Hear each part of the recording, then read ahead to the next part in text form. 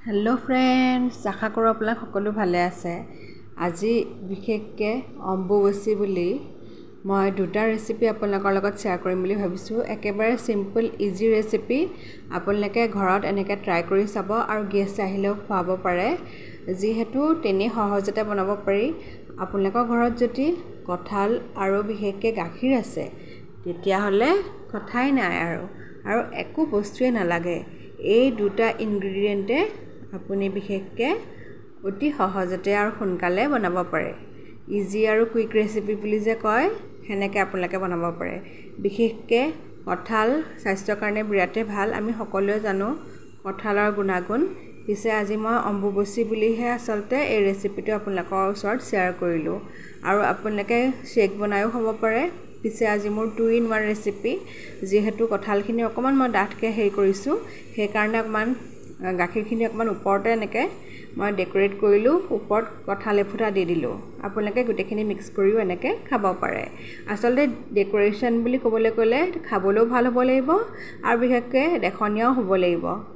প্ৰায় মই চেষ্টাই কৰো দেখনীয়া ক'বলৈ কাৰণে, কেনেকুৱানো হয় নাজানো। আপোনালোকে পিছে মোক কমেন্টত জনাব।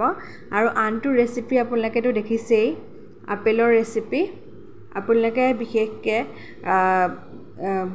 চেনি ব্যৱহাৰ কৰিব পাৰে নাইবা গুড় ব্যৱহাৰ কৰিব পাৰে।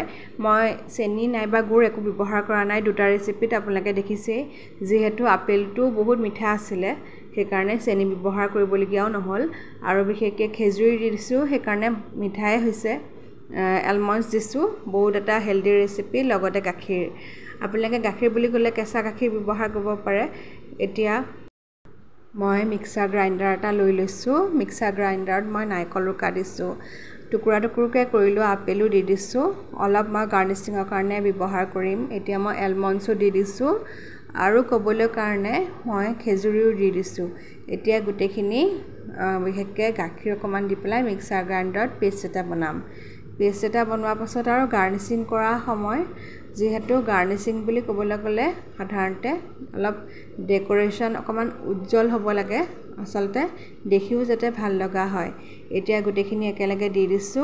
ওপৰত গাৰ্নিচিঙৰ কাৰণে আপোনালোকে নাৰিকল ৰুকাও দিব পাৰে। যেহেতু নাৰিকল ৰুকা আৰু গাখীৰ বগা বুলি ক'ব পাৰি সেই কাৰণে ইমান জিলিকি নুঠিব, কিন্তু ৰঙা বস্তুৰ ওপৰত দিলেহে জিলিকি উঠিব। এতিয়া আপেলৰ বাকলিটো নাকাটি এনেকে মই ডেকোৰেশনত লাগি গৈছো। মোৰ যদি ৰেচিপিজ বিলাক ভাল লাগে, ভিডিঅ'জ বিলাক ভাল লাগে, প্লিজ চেনেলটো সাবস্ক্ৰাইব কৰি দিব যাতে নতুন নতুন ৰেচিপিজ, নতুন নতুন ভিডিঅ'জ আপোনালোকৰ লগত মই শেয়াৰ কৰিব পাৰো। আৰু বিশেষকে আপোনালোকে কেনেকুৱা আইটেম খাই ভাল পায়, কেনেকুৱা খানা খাই ভাল পায় মোক কমেন্টত জনাবলৈ নাপাহৰিব। ব্ৰেকফাষ্ট, লাঞ্চ আৰু ডিনাৰ ৰেচিপিও আপোনালোকৰ লগত মই শেয়াৰ কৰিছোৱে, তথাপিও আপোনালোকে আকোৱালি ল'ব বুলি আশা ৰাখিলো। এতিয়া মোৰ ৰেডিও হৈ গৈছে। জয় মা কামাখ্যা।